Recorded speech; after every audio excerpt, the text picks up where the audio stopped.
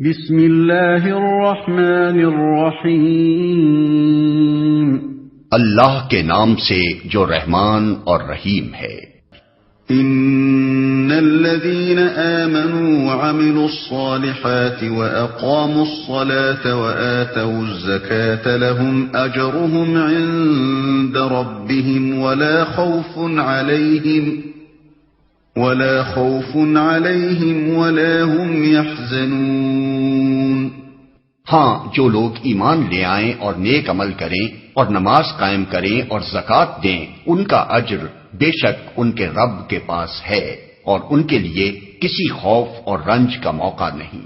اس رکوع میں اللہ تعالیٰ بار بار دو قسم کے کرداروں کو بالمقابل پیش کر رہا ہے۔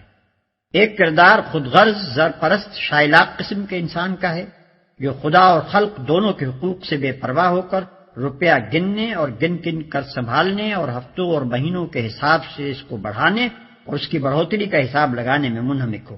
دوسرا کردار ایک خدا پرست، فیاض اور ہمدرد انسان کا کردار ہے، جو خدا اور خلق خدا دونوں کے حقوق کا خیال رکھتا ہو، اپنی قوت بازو سے کما کر خود کھائے اور دوسرے بندگان خدا کو کھلائے، اور دل کھول کر نیک کاموں میں خرچ کرے۔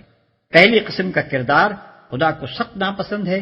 دنیا میں اس کردار پر کوئی صالح سوسائٹی نہیں بن سکتی، اور آخرت میں ایسے کردار کے لیے غم و اندوہ اور کلفت و مصیبت کے سوا کچھ بھی نہیں۔